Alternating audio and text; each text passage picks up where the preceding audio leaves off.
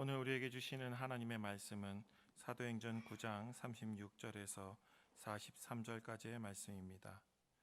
사도행전 9장 36절에서 43절, 신약 203쪽입니다. 제가 봉독하겠습니다.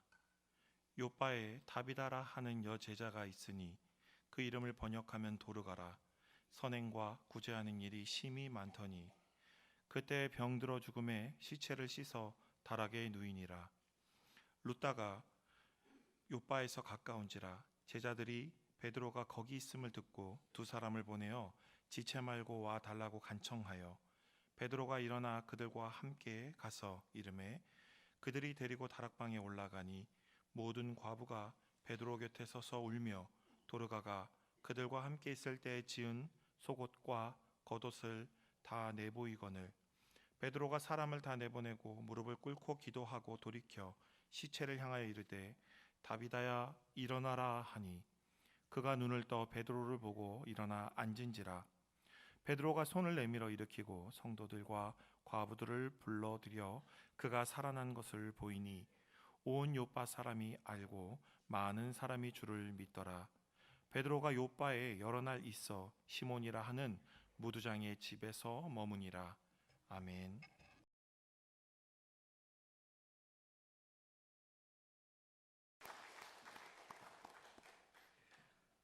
주님을 찾아볼지라 가까이 계실 때에 그를 부르라. 우리를 부르시는 하나님의 음성이 여러분의 심령 가운데 들려지기를 축복합니다. 주님께서 널리 용서하시고 우리를 하나님의 사랑으로 자비의 은총으로 우리를 품어 주실 줄 믿습니다. 사랑하는 교우 여러분, 우리 주님이 언제나 여러분과 함께 하시고 또 여러분을 불러주심을 믿고 주님 앞에 나아가는 우리 모두가 되기를 간절히 축복합니다. 오늘 우리가 읽은 말씀은 초대교회 예루살렘 교회의 배경을 가지고 있습니다. 예루살렘 교회는 성령 강림절 이후에 아주 폭발적으로 이렇게 부흥하고 또 많은 사람들이 찾는 그런 교회가 되었습니다. 그런데 초대교회에 박해가 일어나게 되죠. 유대인들로부터 박해가 일어났습니다. 처음 세워졌던 스데반 집사가 복음을 증거하다가 돌에 맞아 순교하게 되었습니다.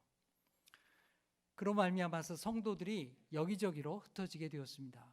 예루살렘만 있지 못하고 여러 곳으로 흩어지게 된 것입니다.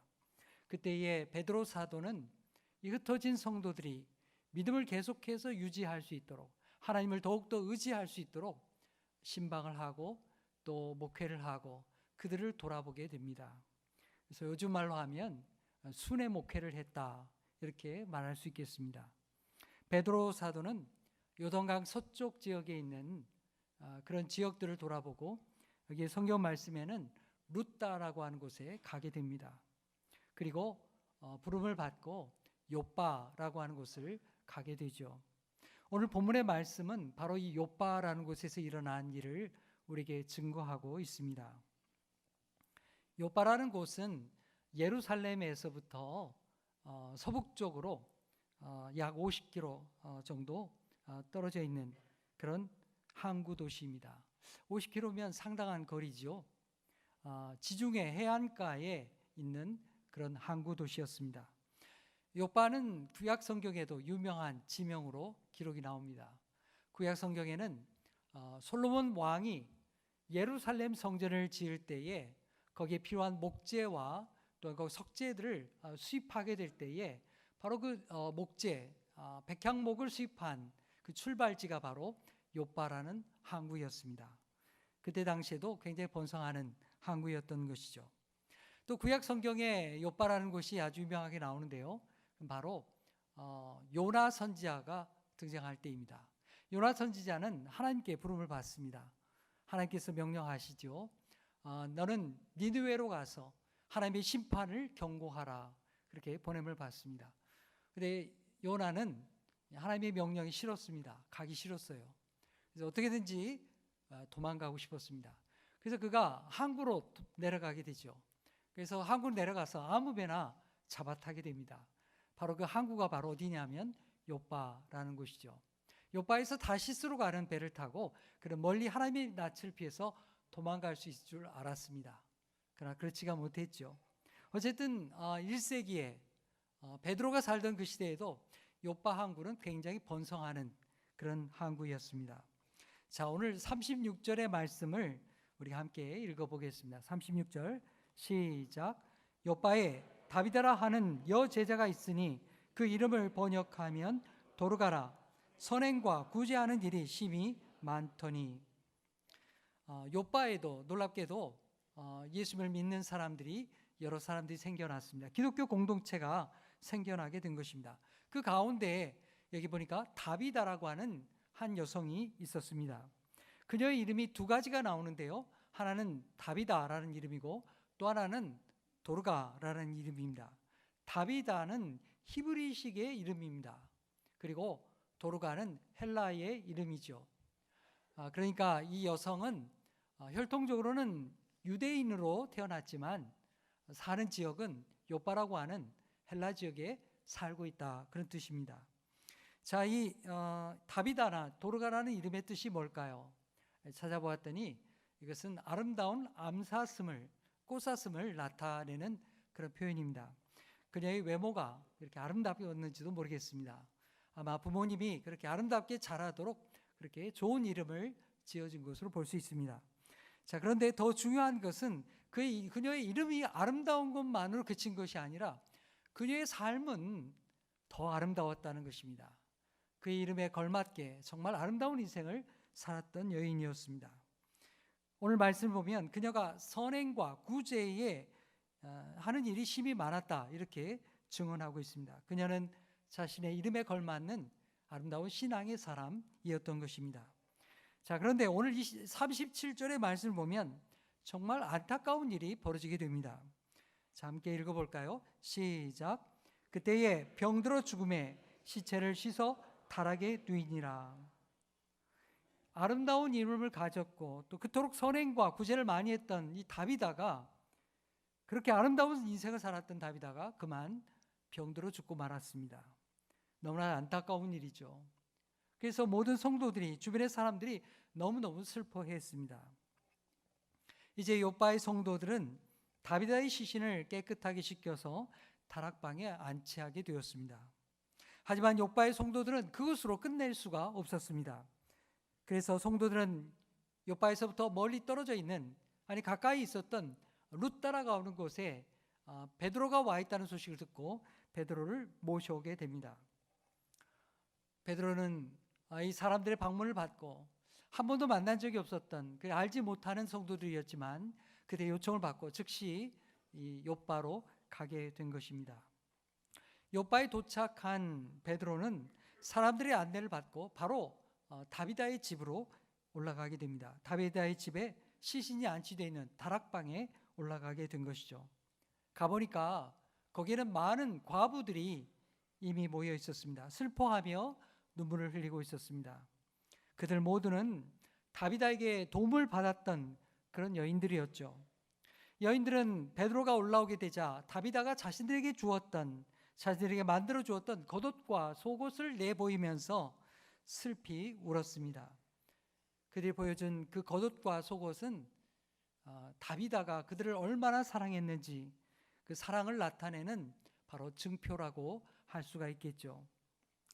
여러분, 오늘날 우리는 상황과 필요에 따라서 다양한 옷을 갖추어 입게 됩니다. 오늘날 의복은 굉장히 세분화되어 있죠. 다양한 옷을 입습니다. 하지만 2000년 전에 유대인들의 옷은 굉장히 단순했습니다. 성경을 보면 유대인들의 옷은 두 가지 종류로 나타나 있습니다. 하나는 겉옷이요, 또 하나는 속옷입니다. 여기 속옷이라고 되어 있는 것은 오늘날 우리가 말하는 속옷, 그런 네일을 말하는 것이 아닙니다. 그냥 일상적에서 입는 평상복이라고 말할 수 있겠죠. 천 두 장을 겹쳐서 어깨와 옆구리 솔기를 이렇게 바느질해서 소매를 만들고 머리부터 다리까지 그냥 통으로 뒤집어 입는 그런 옷을 가리켜 말하는 것입니다. 그걸 속옷이라고 말하는 거죠. 그러니까 집안에 있을 때에 주로 활동할 때 입는 옷, 그런 옷이 바로 이 속옷이라 부르는 그런 옷이었습니다. 자, 그에 반해서 이 겉옷은 좀 용도가 달랐습니다. 겉옷은 외투를 감싸는 그런 외투와 같은, 몸을 감싸는 외투와 같은 그런 옷이었던 것입니다. 겉옷은 주로 양털로 짜서 만들었습니다. 중요한 재산적인 가치가 있었던 옷입니다. 여러분, 이스라엘 땅은 밤과 낮에 온도차가 굉장히 심하게 난다고 합니다. 그래서 가난한 사람들이 이 옷 한 벌을 가지고서 바깥에 자기도 하는데요. 그러다가 온도차가 이렇게 벌어져서 자칫하면 목숨을 잃을 수도 있다는 것입니다. 그래서 구약 성경의 말씀 보면 너희들이 저당 잡을 때, 가난한 사람들의 옷을 저당 잡을 때에 밤까지 옷을 저당 잡지 말라고 합니다. 그들의 겉옷을 빼앗음으로 말미암아서 그들이 죽을 수도 있기 때문입니다. 그만큼 가난한 사람들에게는 이 옷 한 벌이 생존과 직결되어 있었다는 것을 말하고 있는 것이죠. 아주 소중한 것이었습니다. 다비다는 가난한 여인들에게 그들에게 옷을 만들어 주었습니다. 근데 옷을 만들어 줄 때에 속옷 따로, 겉옷 따로 이렇게 각각을 나눠준 게 아닙니다. 한 사람에게 겉옷과 속옷을 온전한 한 벌로 이렇게 만들어 주었던 것이죠. 그리고 입던 옷을 그렇게 물려준 것도 아니었습니다. 자신이 직접 손수 그 새 옷을 만들어서 여인들에게 나눠주게 된 것입니다. 이 옷 한 벌이 귀한 이 시대에 다비다의 정성과 사랑은 정말 말할 수 없는, 정말 가치 있는 귀한 일이었던 것입니다. 자신의 가족도 아닌 많은 여인들에게 일일이 옷을 만들어 나눠준다고 하는 것, 그녀가 얼마나 따뜻한 사람이었다는 것을 우리에게 증언하고 있는 것이죠. 그래서 다비다로부터 옷을 받아 입었던 여러 여인들이 다비다의 주문 앞에서 너무나 슬퍼할 수밖에 없었던 것입니다. 자신들을 그토록 사랑해 주었던, 누구도 자신들에게 옷 한 벌을 주지 않았던 그 사회 속에서 다비다 여인의 그 사랑을 그들이 감격하고 또 슬퍼하고 있는 것입니다. 자, 앞에 36절을 보았는데요. 다비다는 선행과 구제함이 심이 많았다, 이렇게 증언하고 있습니다. 여러분, 여기 심이 많았다고 하는 것은 그냥 보통 정도의 그 선행을 행했다, 그런 말이 결코 아닐 것입니다. 아주 많이 사람들이 생각하는 그 차원을 넘어서서 힘에 지나도록 그렇게 그가 했다, 그런 뜻이죠. 생각해 보면 다비다가 그렇게 많은 선행과 구제를 감당하기 위해서 얼마나 많은 애를 썼겠습니까? 가난한 사람들에게 옷 한 벌이 전부였던 그 시대에 일일이 자신의 손으로 그 옷을 만들어 줄 수 있다고 하는 것, 그렇게 공부했다고 하는 것은 정말 대단한 일이었던 것입니다. 여러분, 요즘에는 우리가 그렇게 하지 않습니다만은 예전에는, 여러분의 어렸을 때에는 아마 여러분들 가운데도 뜨개질 많이 했으리라 생각합니다. 여러분, 어렸을 때 뜨개질 하는 거 기억나십니까? 겨울철 다가오면 그 사랑하는 사람에게 목도리 만들어주기 위해서, 또 장갑 만들어주기 위해서, 조끼나 또 스웨터 만들어주기 위해서 열심히 뜨개질을 하게 되죠. 여러분, 저도 어렸을 때 어머니가 이게 조끼도 만들어주고요, 스웨터도 짜주었습니다. 여러분, 실제로 해보면 이 조끼 한 벌만 만들어내려고 해도 상당한 양의 실이 필요합니다. 실제로 해보면 많은 양이 필요하죠. 그리고 많은 정성과 시간의 노력이 필요합니다. 그래야 만들 수 있는 것이죠.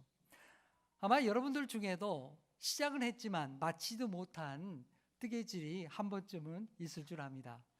겨울철 되면 선물해야지 이렇게 하면서 시작을 했는데 웬걸 여러 가지 시간이 쫓겨가지고요, 이게 만들지 못하고 그만 중단되고 말았던, 장갑 만들려고 애를 썼지만 겨울철 지나가도록 만들지 못해가지고 주지 못한 그런 경험도 여러분들에게 있을 줄 압니다. 그만큼 옷 한 벌을 만든다고 하는 것은 쉬운 일이 아니죠. 많은 여인들에게 각자의 옷을, 그것도 겉옷과 속옷을 다 만들어줬다고 하는 것은 이 여인이 얼마나 부지런하고 또 얼마나 사랑이 넘치는 여인이었다는 것을 우리가 깊이 생각하게 되는 것입니다. 여러분, 그녀가 왜 이렇게 자신의 물질과 시간을 들였을까요? 왜 그랬을까요? 그 이유는 한 가지뿐입니다. 그건 바로 사랑 때문이죠. 그러나 그 사랑은 억지로의 사랑이 아니었습니다. 마치 부모가 자녀를 사랑해서 시간과 물질을 쓰면서도 아까워하지 않은 것과 같이 그렇게 흘러넘치는 사랑으로 다비다는 감당했던 것입니다. 예수님의 부활과 예수의 생명을 받은 자로서 자기에게 하나님에 대한 사랑과 이웃에 대한 사랑이 계속해서 흘러넘쳤던 것입니다. 누가 시킨다고 그걸 했겠습니까? 그녀의 마음속에는 그런 주님에 대한 사랑이 흘러넘치고 있었던 것입니다. 36절을 보면 주님을 향한 다비다의 마음이 어떻게 되었는지 우리에게 알 수 있는 말씀이 나와 있습니다. 그건 바로 다비다가 예수님을 따르는 여제자였다는 것입니다. 여러분, 여기 말씀을 보니까 다른 사람들에 대하여서 과부 이렇게 표현이 나오기는 하는데요, 아무에게나 여제자라는 말을 쓰고 있지 않습니다. 여러분, 성경 말씀에도 보아도 여제자라는 말은 아무에게나 붙여지지 않습니다. 자주 나오는 표현도 아니었습니다. 그녀는 예수님께서 자신을 위해서 십자가에서 죽으실 뿐만 아니라 부활하신 주님으로 믿고 있는 사람이었습니다. 그리고 자기에게 생명 주신 것을 감사하는, 그래서 어떻게든지 자기의 삶을 통해서 그 감사를 드리고 싶어 했던 그런 여인이었던 것입니다. 그래서 자신도 주님의 말씀을 따라서 하나님을 사랑하고 또 이웃을 사랑하기를 그렇게 원했던 사람이었던 것이죠. 어려운 이웃들에게 자신이 할 수 있는 일이 무엇인가 그걸 발견하고 그들에게 옷 한 벌을 지어주는 그런 정성을 다했던, 그것이 자기의 삶에 하나님을 섬기는 큰 기쁨이 되었던 여인이었다는 사실입니다. 여러분, 우리의 삶은 어떻습니까? 내가 예수님을 영접하고 예수님을 믿은 다음에 주님을 위하여서 그리고 다른 사람을 위하여서 나는 무엇을 나누고 있습니까? 무슨 사랑을 전하고 있습니까? 무엇을 나누고 내 자신과 내 삶에 있어서 무엇을 나누며 살아가는 사람입니까? 우리는 다비다의 선행과 구제를 본받아야 할 것입니다. 우리도 다비다와 같이 주님을 믿는 사람으로서, 부활의 신앙을 가진 사람으로서 내가 가진 이 믿음이 세상을 따뜻하게 하고 이웃을 섬기고 주님을 섬기는 놀라운 사랑의 통로가 되기를 간절히 축복합니다. 성도 여러분, 우리를 위하여 자신을 내어주신 십자가의 주님을 바라볼 수 있기를 축복합니다. 그리고 다비다처럼 이웃을 향하여 우리 자신과 자신의 것을 나눌 줄 아는 하나님의 사람들 되기를 간절히 소망합니다. 그래서 여러분을 통해서 어떤 한 사람이 예수를 믿고 또 주님께 돌아오게 된다면 얼마나 큰 은총이겠습니까? 여러분에게 그런 은혜가 나타나기를 간절히 축복합니다.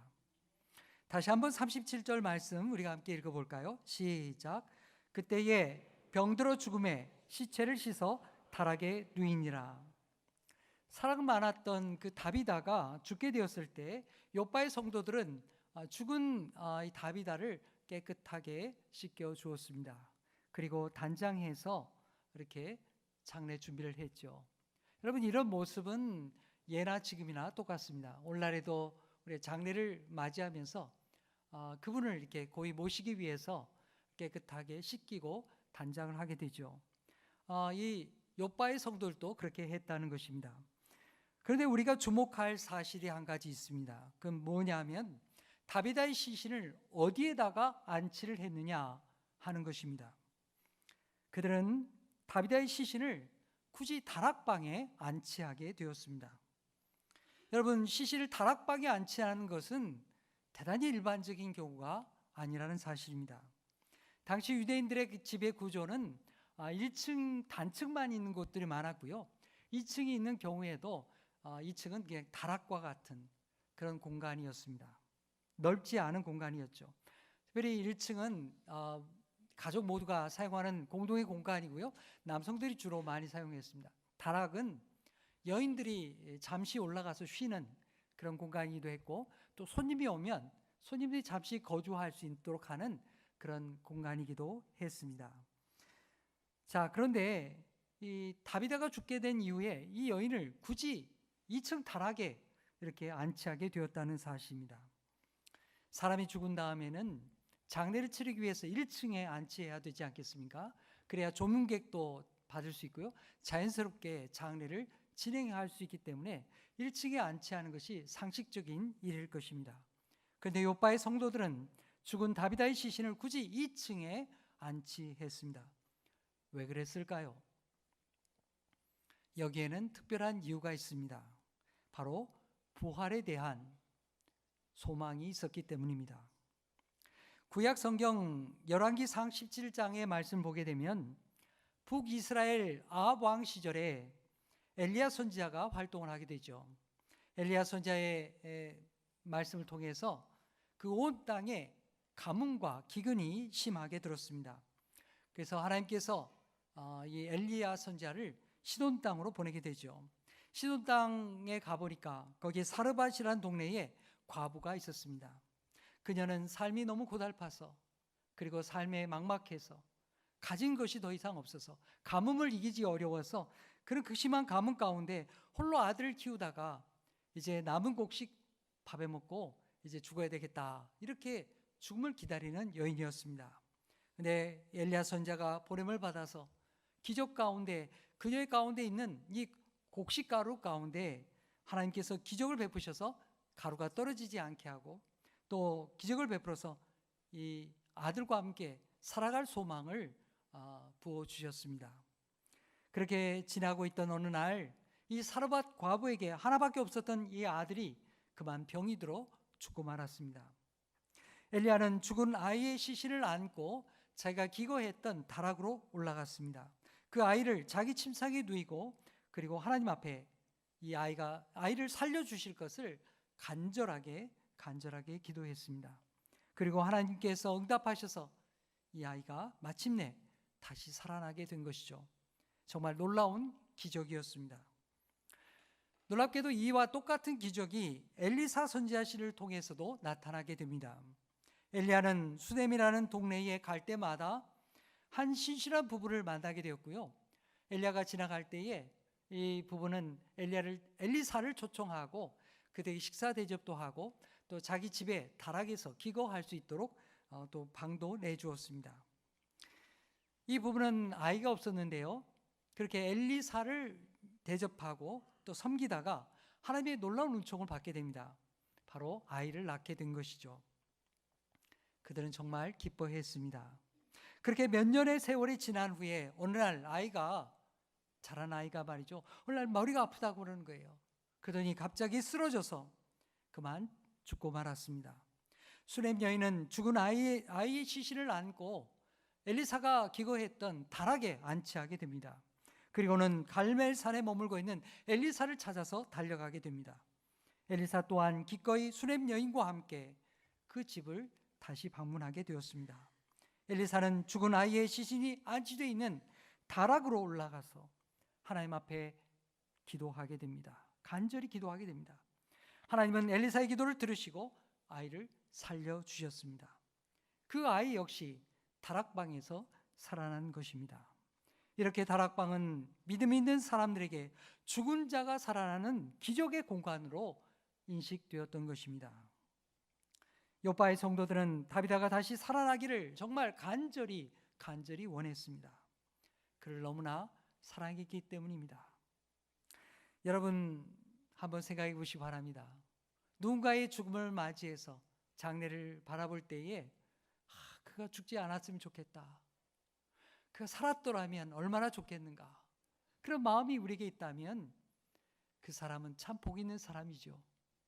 말은 안 했지만 그거 잘 죽었네, 이런 생각이 든다면 그 인생이 얼마나 불행한 사람이겠습니까? 여러분의 인생이 우리 하나님 앞에서 또 사람들 앞에서 참 그분은 참 귀한 분이었다고, 나와 함께 신앙생활하는 것이 내게 복이었다고 그렇게 증언할 수 있는 그런 믿음의 사람 되기를 간절히 축복합니다. 요바의 성도들은 룻다라고 하는 곳에 사도 베드로가 와 있다는 소식을 들었습니다. 그래서 그들은 급히 두 사람을 보내서 요바로 베드로가 와 주실 것을 간청하게 됩니다. 그들은 부활의 소망을 가지고 베드로를 오게 요청한 것입니다. 그래서 다비다의 시신을 굳이 1층이 아니라 2층 다락에 그렇게 안치했던 것입니다. 마침내 베드로가 도착해서 다비다의 시신이 있는 다락방에 올라가서 사람들을 만나게 되었습니다. 거기에는 많은 과부들이 와 있었습니다. 자, 39절 하반절의 말씀 우리가 함께 읽겠습니다. 시작. 다락방에 올라가니 모든 과부가 베드로 곁에 서서 울며 도로가가 그들과 함께 있을 때에 지은 속옷과 겉옷을 다 내보이거늘. 그 다락방에 모인 여인들이 누구입니까?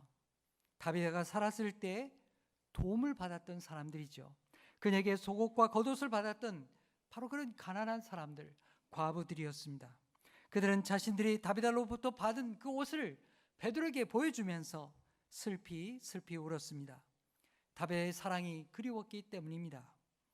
다락방에 올라간 베드로는 그 방에 있던 사람들을 다 아래층으로 내려보냈습니다. 왜 그랬을까요? 기도에 집중하기 위해서였습니다. 사람들이 함께 있으면 우는 소리, 웅성거리는 소리, 구경하는 사람들, 그래서 기도에 집중할 수 없었기 때문에 베드로는 모든 사람을 다 내보냈습니다. 그리고 다비드가 다시 소생할 수 있도록 하나님 앞에 간절히 기도했던 것입니다.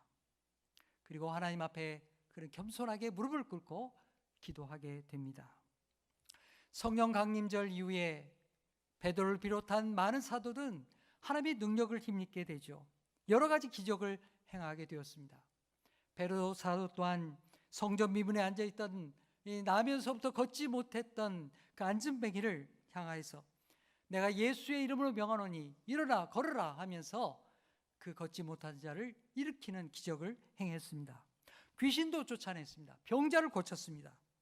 하지만 죽은 자가 살아나는 것은 이건 차원이 다른 문제 아니겠습니까? 이거는 일반적인 경우가 아니지 않습니까? 자신에게 있어서도 한 번도 경험하지 못했던 그런 하나님의 능력이기 때문에 베드로는 간절히 기도할 수밖에 없었습니다. 과거의 구약시대에 엘리야 선지자와 엘리사 선지자에게 나타났던 그 다시 소생케 하는 능력이, 하나님의 능력이 자신에게도 나타날 것을 그렇게 간절히 기도했던 것입니다. 여러분, 다시금 생명을 불어넣으시는 분은 바로 부활하신 예수 그리스도 한 분뿐이십니다. 하나님은 그렇게 낮은 마음으로 간절하게 기도하는 베드로의 기도에 응답해 주셨습니다. 기도한 후에 베드로는 시신 곁으로 돌아와서 말하게 됩니다. 다비다야, 일어나라. 그러자 다비다가 눈을 뜨고 죽음 가운데 일어나 앉게 되었습니다. 베드로는 손을 내밀어 죽음에서 일어난 다비다를 일으켜 세웠습니다. 그리고 조금 전에 다 내보냈던 여인들을 다시 다락으로 올라오게 해서 다시 죽음 가운데서 살아난 다비다를 만나도록 해 주었습니다. 그리고 그 결과를 42절에 이렇게 증언하고 있습니다. 우리 함께 읽겠습니다. 시작. 온 요파 사람이 알고 많은 사람이 주를 믿더라. 아멘. 다비다의 다시 살아남을 통해서 거기 있었던 우리 요파의 성도들이 얼마나 기뻤겠습니까? 정말 기쁜 일이었죠. 상상도 할 수 없는 그런 부활의 은총이 그들에게 나타나게 되었던 것입니다. 하지만 여러분, 그뿐만이 아니었습니다. 그들만, 요파의 성도들만 기뻐하게 된 것이 아니라 그들이 요파에 있는 많은 사람들, 예수님을 아직 알지 못한 사람들조차도 이 부활의 은총을 예수님이 부어주신 것을 알고 그들이 주님께로 돌아오게 되었다는 사실입니다. 여러분, 다비다가 살아난 것도 기쁜 일이지만 그 일로 인해서 요파에 믿지 않던 사람들이 주님께로 돌아온 이 사건은 더없이 큰 하나님의 은총이었던 것입니다. 예수님이야말로 부활의 주님이시오 생명의 주님인 것을 온 사람들이 알고 믿게 되었던 것입니다. 성도 여러분, 오늘 우리는 다비다의 이 소생 사건을 통해서 무엇을 생각할 수 있을까요? 다비다로부터 돌봄을 받고 또 옷을 선물 받았던 많은 과부들이 이 다락방에 모여 있었습니다. 또 주변에 많은 사람들도 있었습니다. 하지만 그들은 모두가 부활신앙을 가졌던 것은 아닙니다. 모두가 슬퍼하고 아파하고 눈물을 흘렸지만 그들 가운데 부활신앙을 가졌던 사람들은 일부에 불과했습니다. 오늘 말씀을 자세히 보면 부활신앙을 가졌던 이들을 따로 구별해서 말하고 있죠. 그들을 가리켜서 제자들이라고 그렇게 말씀하고 있습니다.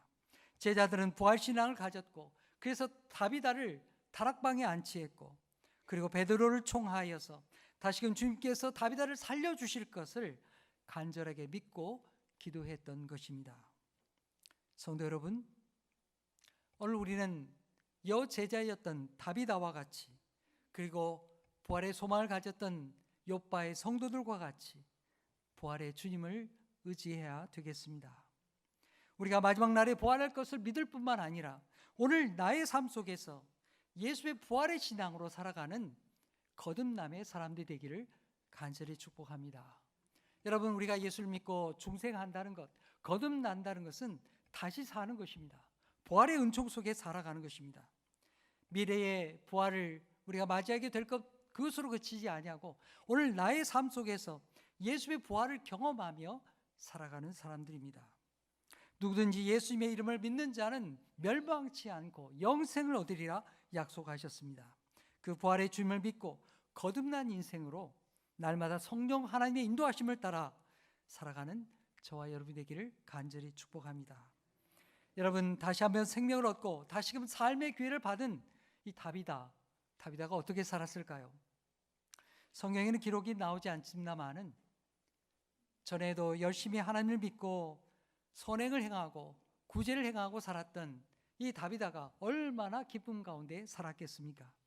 아마 부활의 신앙으로 그는 넘치는 은혜 가운데 살았을 것입니다. 삶에 어려움이 있어도, 좀 낙심된 일이 찾아와도 자신을 다시 살게 하신 예수의 부활의 능력을 힘입어서 날마다 찬송 가운데 살았을 것입니다.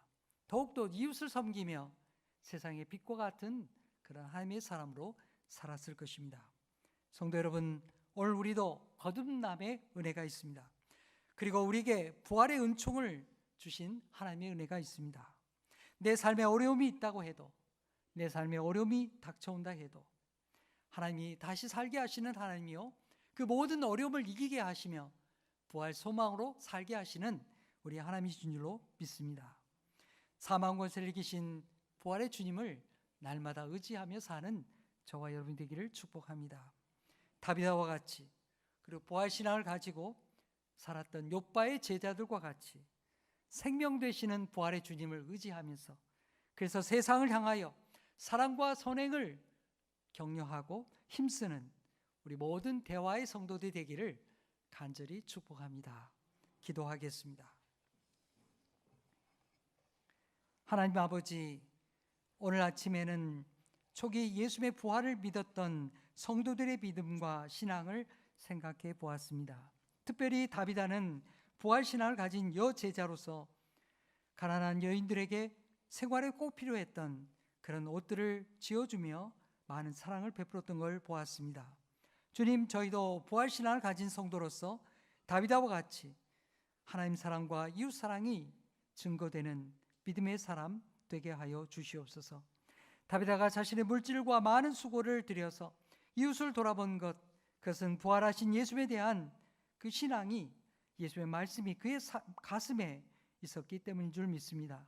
주님, 우리도 부활하신 주님의 말씀을 따라 그렇게 실천하는 믿음의 사람들 되게 하여 주시옵소서. 다비다가 다시 살아나게 되었을 때 다시 자신을 생명을 주신 그 하나님의 삶을 기뻐하고 또 찬송하며 더욱 이웃을 위해 살았을 줄 믿습니다. 주님, 오늘 우리도 부활하신 주님을 기뻐하면서 또 우리의 삶을 주님을 위하여 또 이웃을 위하여 나누고 봉사하면서 예수의 부활 생명을 증거하는 하나님의 사람들 다 되게 하여 주시옵소서. 예수의 이름으로 기도하옵나이다. 아멘.